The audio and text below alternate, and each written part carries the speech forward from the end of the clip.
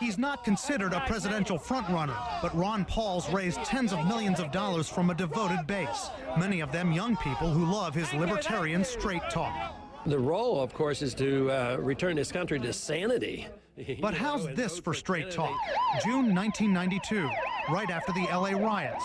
In a copy obtained by CNN of the Ron Paul Political Report, one of several newsletters published in his name during the 1980s and 90s, quote, order was only restored in LA when it came time for the blacks to pick up their welfare checks. Another excerpt. The criminals who terrorize our cities in riots and on every non-riot day are not exclusively young black males, but they largely are. As children, they are trained to hate whites, to believe that white oppression is responsible for all black ills, to fight the power, to steal and loot as much money from the white enemy as possible. None of the articles we found say who wrote them. Ron Paul's spokesman says those words, published between Paul's 2 stints as a U.S. congressman from Texas, were not written by Paul, and he finds them abhorrent. Not good enough for one political veteran. These stories may be very old in Ron Paul's life, but they're very new to the American public, and they deserve to be totally ventilated. I must say, I don't think it's an excuse in politics to have somebody go out under your name and say, oh, by the way, I didn't write that. In some excerpts, the reader may be led to believe the words are Ron Paul's. In the Ron Paul Political Report in October 1992, the writer describes carjacking as the hip-hop thing to do among the urban youth who play unsuspecting whites like pianos, writes about advice from others on how to avoid carjacking. Then, I frankly don't know what to make of such advice, but even in my little town of Lake Jackson, Texas, I've urged everyone in my family to know how to use a gun in self-defense, for the animals are coming. Paul's spokesman says Paul has lived in Lake Jackson for years, but says Paul never wrote that, is saddened that someone took advantage of him, and points to Paul's statement saying, I have publicly taken moral responsibility for not paying closer attention to what went out under my name. We spoke to the editor of Reason, a libertarian magazine which shares some of Paul's beliefs on big government. He says he's never heard Paul speak like that, but what he has not done, and what I think some people are looking for him to do, is to say, okay, who wrote what? I mean, there's 20 years, give or take, worth of newsletters there. Newsletters that rant against Martin Luther King, the Israeli lobby, gays, and AIDS victims. Many of them were reported this week by the New Republic magazine. There's one newsletter addressing American militias, ranting against the federal government, saying if they mean to have a war, let it begin here. That's from January 1995, just as Ron Paul was getting set to take office in his second stint in Congress. Paul's spokesman says the candidate doesn't know who wrote any of them. When we asked if Mr. Paul would try to find out, the spokesman said, no, what's the point? This is 15 years old. It's time to move on. Brian Todd, CNN, Washington. And Republican presidential candidate Ron Paul is joining us now live from the campaign trail in Myrtle Beach, South Carolina. Congressman, thanks very much for coming in. Thank you.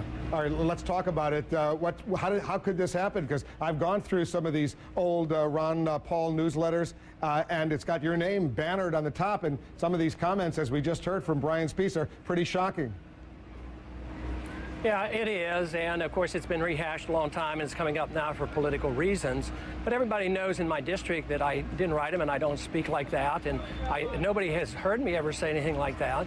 And I've been reelected time and time again, so everybody knows that I don't participate in that type of language. But the point is when you bring this question up, you're really saying you're a racist or are you a racist? And the answer is no, I'm not a racist. Matter of fact, Rosa Parks is one of my heroes. Martin Luther King is a hero because they practiced the libertarian principle of civil disobedience, nonviolence.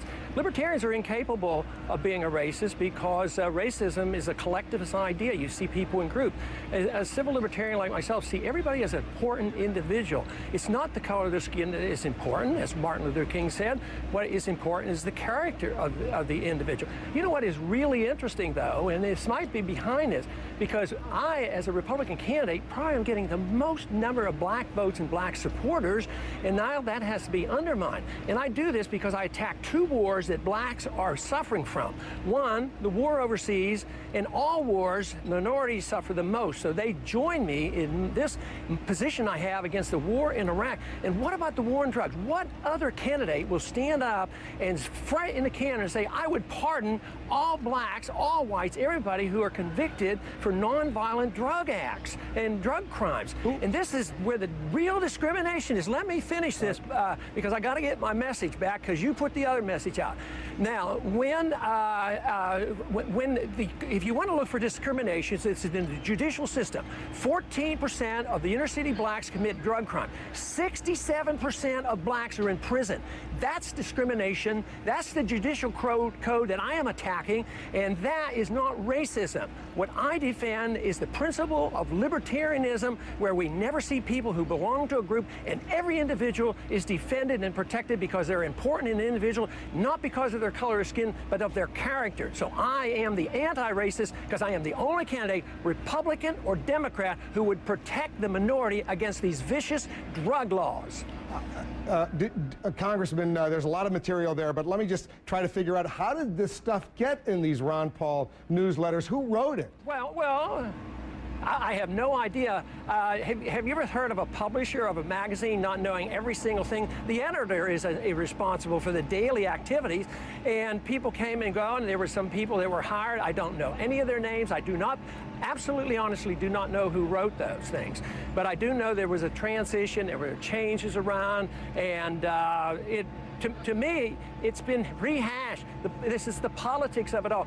If it were important enough, why didn't the people in my district who have heard this for these 10 years or so, it came up and people believe me? Why don't you believe me and just say, look, it's in there, it's bad, I recognize that, I had a moral responsibility, but that doesn't mean that you can, indirectly charge me as being a racist, and that is what is being done, and yet I am the most anti-racist because I don't see people in collective groups, and I practice, and right now, even before this thing broke, guess when our next fundraising day, our next super day? We raised $4 million one day, $6 on the next one's on Martin Luther King holiday. I mean, this is it. Martin Luther King, Rosa Parks, Gandhi, they're the heroes of mine in practice of civil disobedience to try to get the burden of government off our backs, and that's why I'm the one that protects the individual blacks who are in the city who are so unfairly being treated and thrown in prison. That's the message that needs to be heard, and I'd appreciate somebody helping bring that out rather than nitpicking over something done many years ago, which I did not write. Did you used to read these newsletters, Congressman? Not back then. There might have been at times I would, at times, but I was in a medical practice. I traveled a lot. I was doing speeches around the country, so very frequently, I never did see these. Matter of fact, some of the things you just read, I wouldn't have recognized them. And the point is, it's not part of my character. The point also is when people get charged, they usually have a clip. They never have a clip of somebody saying something, a slip of the tongue or something, and then they're blasted, the kingdom come. Nobody has ever heard me say that. They know those are not my thoughts, and therefore the people have not rejected me in Texas. And in a way, this is a bit of a witch hunt. I know there's reason. I don't say that you're unjustified in asking the question, but you also have to think of the motivation behind this. And maybe this is part of the anti-Ron Paul deal. I got excluded from the debates the other night, and maybe this is part knock down Ron Paul because he's gaining grounds with the blacks. I'm getting more votes right now and more support from the blacks because they understand what I'm talking about and they trust me. I got to tell you, Congressman, you and I, we've talked a lot over these past several months, and when I saw these newsletters, I didn't know anything about them until I saw that article in the New Republic. I was pretty shocked because it certainly didn't sound like the Ron Paul that I've come to know and our viewers have come to know all this time. I just want to be clear because this is a chance for you to respond. You repudiate all of these racist comments, all of the slurs that are contained, even though it contains the name Ron Paul in these newsletters. Well, the most important thing is anything I've ever said in my life has repudiated that for years and years and years. So I do repudiate everything that is written along those lines and what I heard tonight. And like I say, I've never read that before. If you asked me to dig up a copy of that, I wouldn't have the vaguest idea. That's how unimportant it was to me. But obviously it is important. It needs to be ironed out. In many ways, Wolf, I think I should thank you for bringing it about so I could clarify this and make sure everybody knew where I stood on this position. because it's obviously wrong. People who know me, nobody is going to believe this. Absolutely nobody. Just like you said, you've known me for a good many years and good many interviews, and that's just not my language. That's not my life. I mean, I honor and respect the civil rights movement and the civil disobedience. And right now, I really think that people have to think about the real discrimination in this country today has to do with the drug laws. And what other candidate would take it upon himself to challenge this whole system of the judiciary, which is so unfair to the minorities? Now, talk about that. That's what I want the people to hear. And out of fairness, that message needs to get out. Ron Paul joining us from South Carolina. Thanks very much. You want to be president of the United States, you're going to have to expect a lot of scrutiny. All the candidates go through it. You're going through it right now yourself.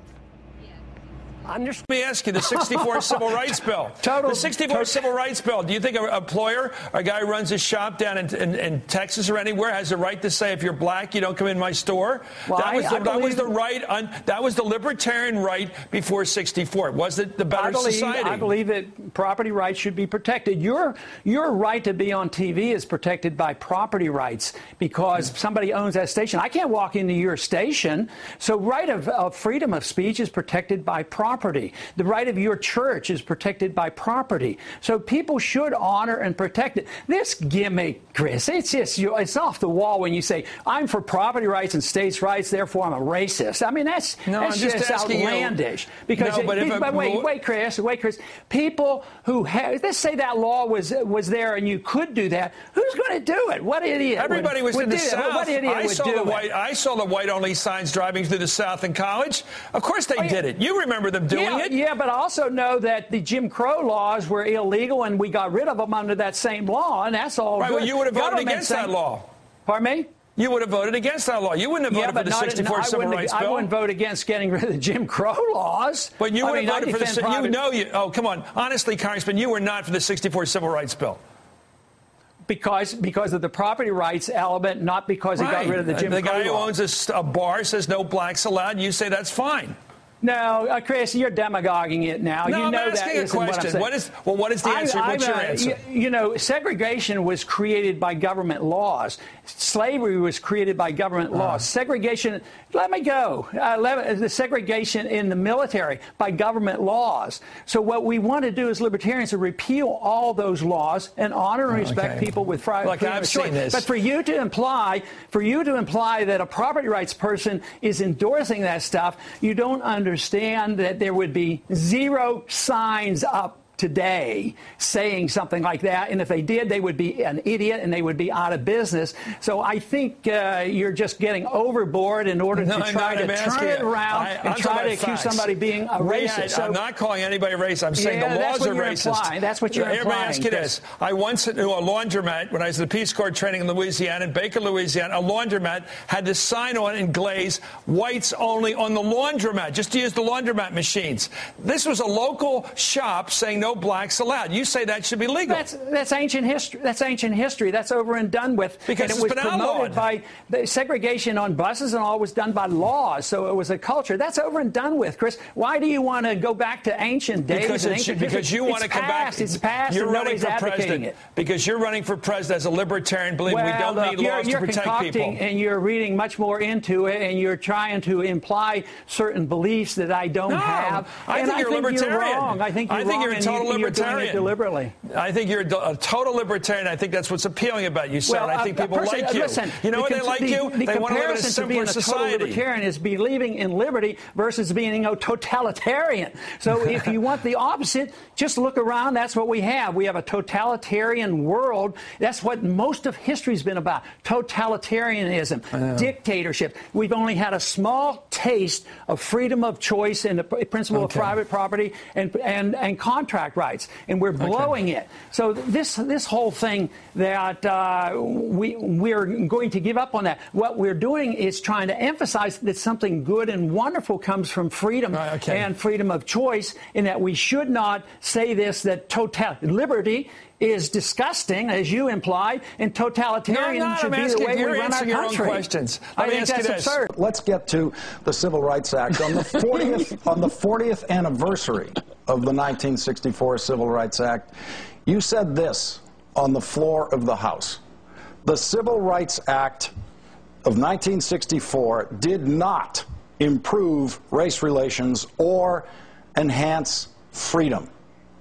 Now, you were not subject to segregation before the 1964 Civil Rights Act, so is it possible that you don't know or you don't understand that the removal of segregation was in fact an enhancement of freedom for African Americans who were not allowed to drink from the same drinking fountain as you were, who were not allowed to patronize certain restaurants, who were not allowed to do all sorts of things? Their freedom was very sharply restricted by law until that law. So how can you say that it did not enhance freedom?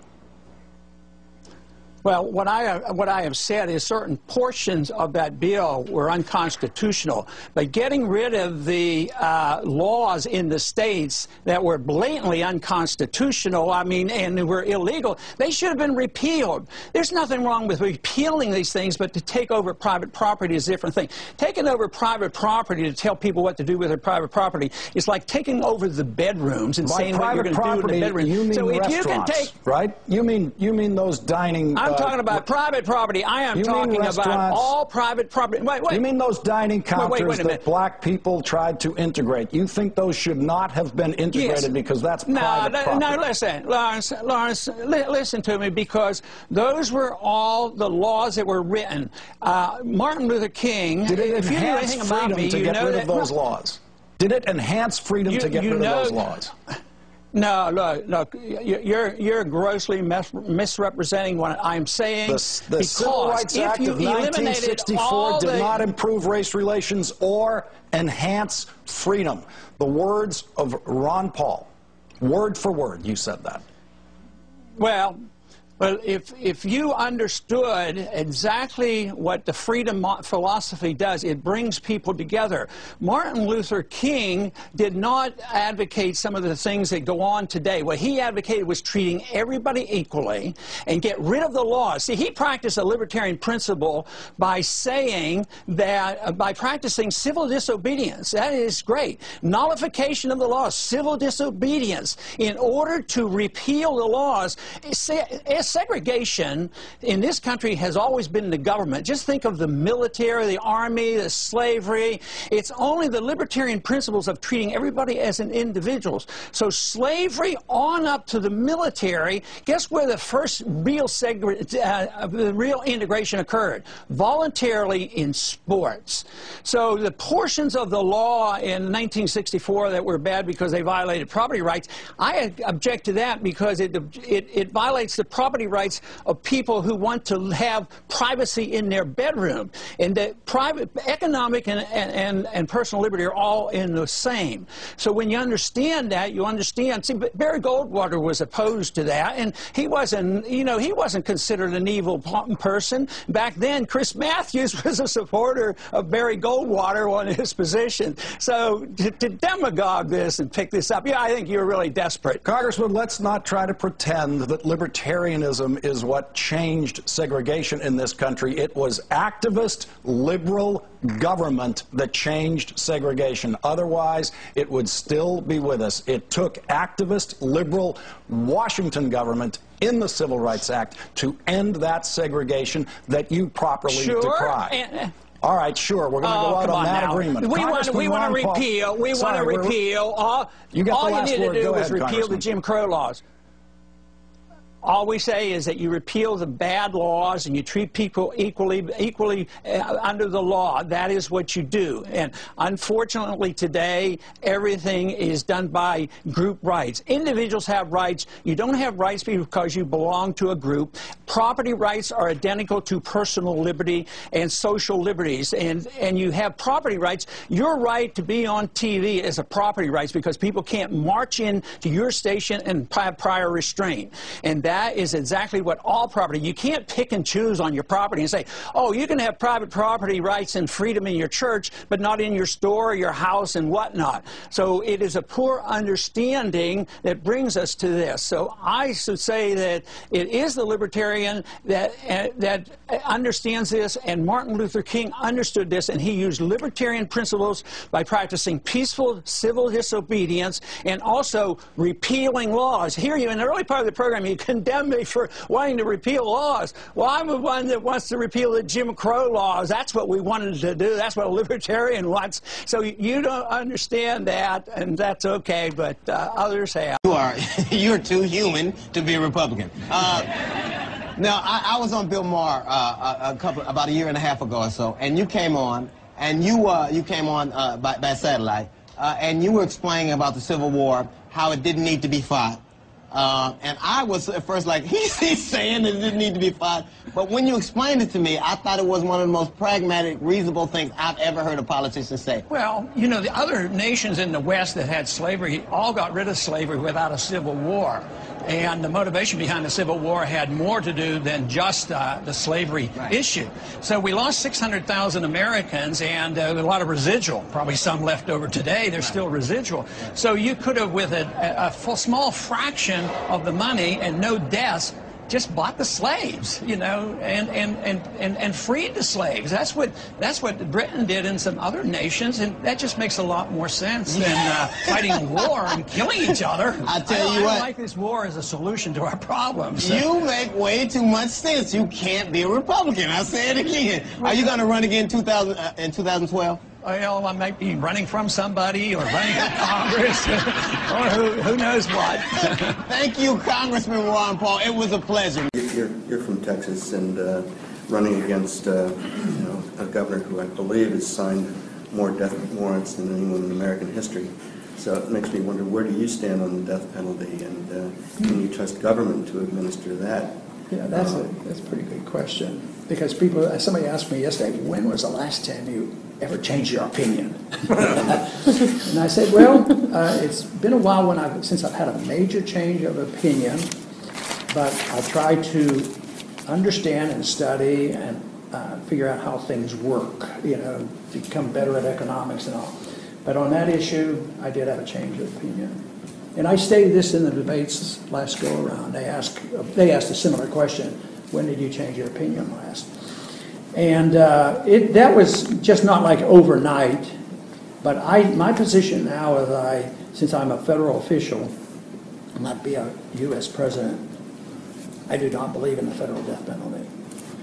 And in my book, Liberty Defined, I explain it in more detail, but basically I make the argument for against the death penalty, but I would not come and say that the federal government, the federal courts to tell the states that they can't have a death penalty anymore. I don't go that far, but no, I just don't think the scientific evidence now to show. I think I read an article yesterday on the death penalty, and 68% of the time they make mistakes, and it's so racist too. I think more than half the people getting the death penalty are poor blacks. This is the one place, the one remnant of racism in our country is in our court system. Enforcing the drug laws, enforcing the death penalty. I don't even know, but I wonder how many have been executed? Over 200. That's over 200. I wonder how many were minorities. You know, if you're rich, you usually don't meet the death penalty. So that reason, and the DNA evidence now has proven people innocent over a period of time. All this stuff just built up. Why waste the time, you know, all this? And I don't think it's a very it's not a good sign for civilization to still be invoking the death penalty. But so nationally, I would not endorse the death penalty, and state-wise, I wouldn't interfere with it. Thank you so much. But I'd argue the moral case against it. Even though a majority of individuals who have served as president since Abraham Lincoln have been Republican, I believe that most Black Americans who will vote in the year 2008 are not able to name even one Republican president in the 142 years since Lincoln's death who have left a positive and significant legacy for Black Americans. If you are elected president in 2008, what positive and significant legacy, if any, will you leave for Black Americans? Paul? I would like to believe that if we have a freer society, it will take care of blacks and whites and everybody equally, because we're all individuals, and to me that is so important. But if we had equal justice under the law, I think it would be a big improvement. If we had probably a repeal of most of the federal laws on drugs and the unfairness on how blacks are treated with these drug laws, it would be a tremendous improvement. And also, I think that if you're going to have prosperity, it serves everybody. And if this is done by emphasizing property rights and freedom of the individuals, making sure that the powerful special interests don't control Washington, that the military-industrial complex doesn't suck away all the wealth of the country, and then we will have prosperity. This is what we need, and we need to share it. The free society is the only society that can provide goods and services and distribute them in the most fair manner. And that is the society that I would advocate and argue for and believe it's available to us. Governor, I want to ask about race and unemployment. In 2006, the unemployment rate of black high school graduates, that's high school graduates, was 33% higher than the unemployment rate for white high school dropouts. What do you think accounts for that inequity? Paul? Walter Williams, a very astute free market economist, has studied this extensively. And he has found that prior to minimum wage laws, there was no discrepancy like this. So he put a lot of blame on the minimum wage law. Once government gets interfering, this takes away opportunities. And I believe there is a lot of truth to this, because it eliminates an opportunity and a chance for a marginal worker. So once again, though, the economy is supported only when you have a sound economy perpetuated by government with sound policies. You have to have sound money. You have to have minimum taxes. You have to have, wise foreign policy. But I have a bill in that might help a lot of people, black or white or whomever. I have a bill in that would immediately help these people who are trying to get a start, that they would never have to pay any taxes or payroll taxes if they just happen to be a waiter or waitress, to give them a chance to get ahead and get a good job. Thank you. I'm back. Tonight, as young black and Latino Americans are watching this debate, they often feel quite alienated from the Republican Party, a party that does not seem to respond to their issues. You realize about 50% of young black and Latino people dropping out of high school, 35% poverty rate, nearly 60% of America's prison population, black and brown. The one area of these problems touching on federal government policy has to do with criminal justice. Today in Jena, Louisiana, it was announced that one of the Jena 6, originally convicted as an adult, will be tried now as a juvenile. Name one reform, Senator, that you would endorse to assure young black and Latino people in America that they will have equal justice in America's courts.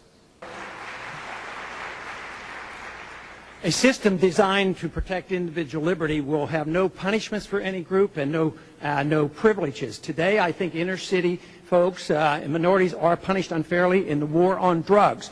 For instance, blacks make up 14% of those who use drugs, yet 36% of those arrested are blacks, and it ends up that 63% of those who finally end up in prison are blacks. This has to change. We don't have to have more courts and more prisons. We need to repeal the whole war on drugs. It isn't working.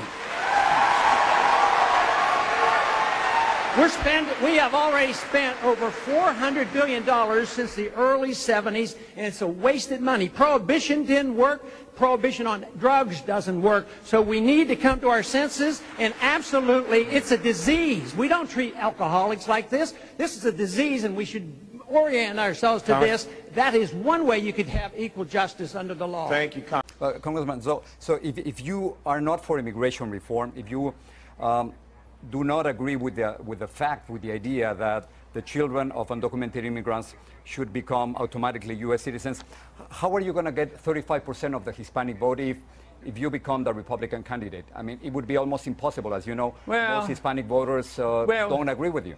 For me to think that I have to have a different message for Hispanics than I do for other people, I think is unnecessary. I think that Hispanics have as much interested in freedom as everybody else. So to say that I have to kowtow in a sense of saying, well, the only way you can get a vote for any special group, is by giving special privileges. I don't want to punish anybody because they belong to a group, but nobody should get a special privilege either. I want to say African Americans or black people or whatever you want to call yourself, people of color in this country, don't be afraid. We cannot vote for people based on the color of their skin. We cannot vote for people based on their gender. We have to look at the truth. This war on drugs is killing our children, it's killing our families, it's killing our communities. This war on guns is killing our children, it's killing our families. There are too many nonviolent of our men sitting in prison. There are too many black women without husbands because young black boys are struggling in school. We need the education system turned back over to the states, and we need to get rid of these federal crimes so we can build our families back and love each other and take care of each other. Don't be afraid. Take a stand. Believe in the truth. If Ron Paul wasn't in this race, with more study, see, I just found out they said that Barack Obama was going to send 100,000 more troops. So he said that, I think, in March. So, and I'm really against the war. I have a 12-year-old son who's brilliant. I come from a family of veterans, so I don't have a problem with people fighting for their country, but we need to fight in just wars. So I can't say, because nobody matches Ron Paul. Nobody tells the truth as far as they know it. Well, yeah, I don't want to call them liars, but we can be tasteful here. But freedom is popular. I became a Ron Paul supporter in June, actually, and I started a meetup group. And we've just been sending out emails to our friends and telling them about the meetup and telling them how this man brings together people of all races, all socioeconomic backgrounds, all political affiliations, because freedom is truth and truth is power, and we can live and be free in this country if we believe we can. What up, world? This video is in reference to all of these unfounded statements about Ron Paul being racist based off of him saying he wouldn't have voted for the Civil Rights Act. Now, first of all, I want you guys to recognize the political games played throughout the mainstream media, you know what I mean? Now, the term racism gets thrown around like monkeys throwing shit at a zoo, you know what I mean? Like, it bothers me, you know what I mean? It bothers me that newscasters will go on national TV and just label somebody racist without ever actually investigating the racist claims, you know what I mean? And regardless if a candidate is even racist or not, the fact that they've been labeled as racist, once it's out there, you know what I mean? And people run with it. You got the internet that's just filled with a bunch of repeaters, you know what I mean? And me as a black guy, I'm supporting Ron Paul for 2012, you know what I mean? He has the best ideas, he has the best grasp on what the American tradition was initially set out to be, that being a free and just society, you know what I mean, whose main goal was to promote liberty, you know what I mean? And through us ensuring that our citizens are guaranteed the liberties and the rights that have been listed in our Constitution, not granted by our Constitution, but listed within the Constitution. To me, that's the only real way you can properly spread our way of life throughout the world, by setting an example, not through the barrel of a gun. Which leads me to Ron Paul's ideas on foreign policy and stuff like that. I think he has the most sensible approach to how we should be dealing with other nations, you know what I mean? We shouldn't be pressuring people of different faiths, different creeds to succumb to what we do, you know what I mean, through force and stuff like that. The best way to do it is to set the example and do it the right way at home, you know what I mean? How can we promote democracy and freedom and rights abroad when we're constantly being stripped daily through legislation like the Patriot Act, internet censorship and shit like that, you know what I mean? But back to the Ron Paul and the Civil Rights Act, you know what I mean? Pretty much because I've been reading a lot of articles today about Ron Paul being racist because he wouldn't have voted for the Civil Rights Act. And most people, it's like their thought process doesn't go through the full in-depth analysis of the statement, you know what I mean? It's easy to read a headline that says Ron Paul wouldn't have voted for the Civil Rights Act and then initially just label him as racist, you know what I mean? But the reasons behind him not voting for the Civil Rights Act, or the civil rights legislation, as it was written, was because not for any racial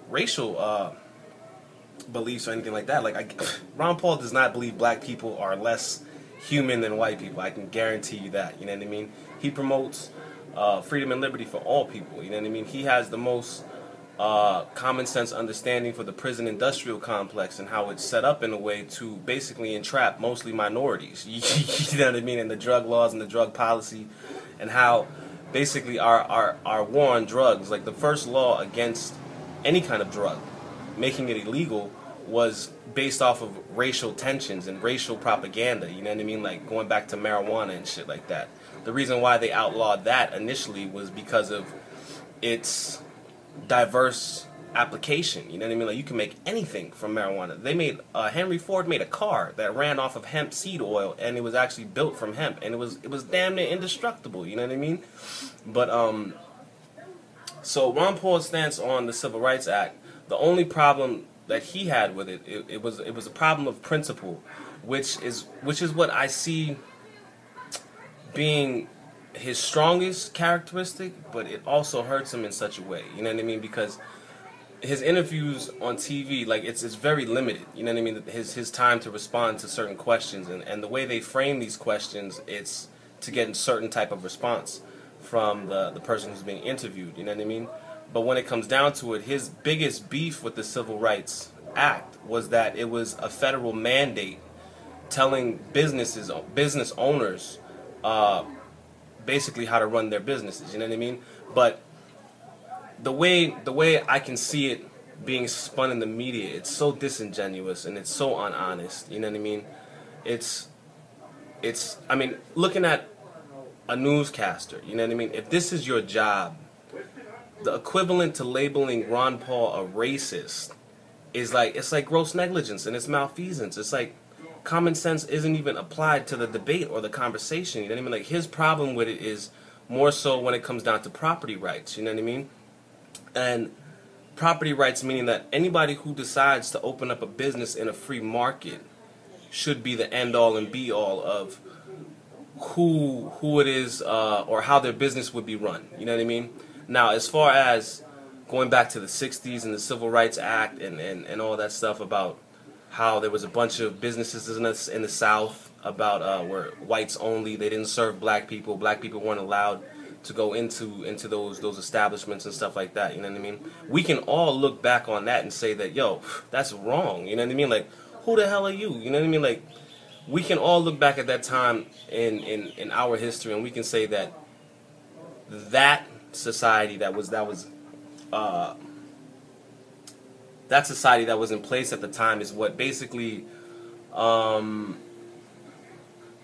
set the standard, you know what I mean, for that moment in time as to where racism was okay and this and that. But since then, there's been a huge paradigm shift, and I totally agree with Ron Paul on well, not agree, but like I'm not offended at all by the fact that he wouldn't have voted for the Civil Rights Act based off of property rights issue, you know what I mean? Because if we looked at businesses today, right, and if we just said, you know what I mean, like, yo, you can serve whoever you want. If you want a whites only coffee shop, it's up to you. Go ahead, go for it. You know why?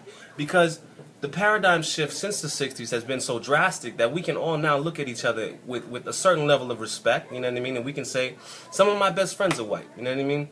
And we can all basically honestly look at each other and say, yeah, we're all equal people here, you know what I mean? And in a free market, if someone would be dumb enough to close off a large portion of the country, you know what I mean, based off of a racial issue, I mean, based off of a free market principle, they would put themselves out of business, because there would be a coffee shop down the street who would serve blacks and whites, and they would get twice as much revenue. You know what I mean?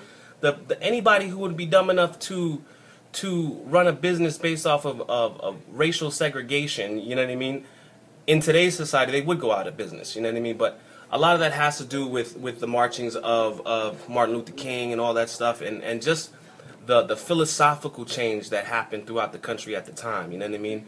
So my advice to a lot of the people out there, when it comes to these news articles who are trying to slander Ron Paul's name based off of racial issues and stuff like that, don't even pay it any attention, because any good debater can look at personal attacks as the first sign of a failing argument. You know what I mean? So they'd rather promote Ron Paul the racist so that he wouldn't get your vote. You know what I mean? And they can push some other fucking neocon or fucking another Obama on you. You know what I mean? But the fact is, there is no message stronger throughout man's history that can bring people together, no matter what color, what creed, what religion, than freedom and liberty. You know what I mean? And if you're gonna buy into the racial wedge issues that the likes of MSNBC, like I was watching Chris Matthews' interview today, and Ron Paul pretty much owned his ass. You know what I mean? Like, he was basically trying to frame the debate, frame the argument in such a way to where he can portray Ron Paul as being a racist. You know what I mean? And the fact of the matter is, dude, Ron Paul is more pro-black Americans than President Obama. You know what I mean? Like, on some real shit, because Obama's still willing to lock your black ass up if you get caught smoking a J. You know what I mean? Like, Ron Paul's like, look, I have no business telling you how to live your life within your home. You know what I mean? And if you look at that argument, the whole drug war argument, there's nobody making any more sense than Ron Paul, because in today's society, it's okay if we want to stay in our house, have a beer, smoke a cigarette, you know what I mean? It's all right, you know what I mean? But if we were to go outside the door, publicly intoxicated and start a fight, you know what I mean? Yeah, that's illegal, you know what I mean? That's the proper way to regulate it, you know what I mean? And the alcohol business is a lucrative business, you know what I mean? There's a lot of money being made off of that, you know what I mean?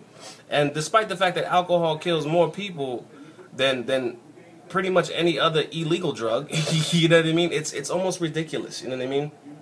So, I mean, just, you know what I mean? So, I mean, just to clear it up, or clarify my position on Ron Paul and all these false accusations that he's a racist, is, I mean, to me, it's such an elementary argument, you know what I mean? Like, if people would really believe that if Ron Paul was elected president, you know what I mean, like, he'd be promoting the KKK and all this and that, you know what I mean? Like Ron Paul's promoting drug legalization, but he doesn't do drugs, you know what I mean? Like, he's just saying, like, this isn't the proper way to handle the issue, you know what I mean? Like, they're talking about eradicating drug use to 100% levels, you know what I mean? And they've been talking about that for the last 70 fucking years, you know what I mean? And these niggas is losing, you know what I'm saying? So the fact is, don't get caught up in the hype, man, because I'm telling you, over the next couple of months, there's gonna be a lot of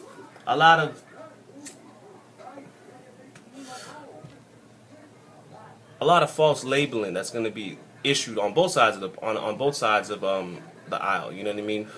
So it's basically, it comes down to us as a people willing to do our own research, because I'm telling you, you can't trust these clowns on TV, man. These motherfuckers, MSNBC, CNN, they're pretty much pro-democratic organizations and this and that, you know what I mean? But it's because they're mostly funded from organizations of that ilk, you know what I mean? And then you got Fox News, who's pretty much pro-right-wing propaganda, you know what I mean? But it's because of who's funding them. These people wouldn't be endorsing these messages if they weren't getting paid to do it, you know what I mean? So you need to look beyond the mainstream media and their interpretation on what's good for you, you know what I mean? You need to go and do your own homework, do some research on their voting records, you know what I mean? Like, some interesting things you might find out about Ron Paul. He's never, ever voted for a tax increase, ever, in like over 20 plus years as a congressman, you know what I mean?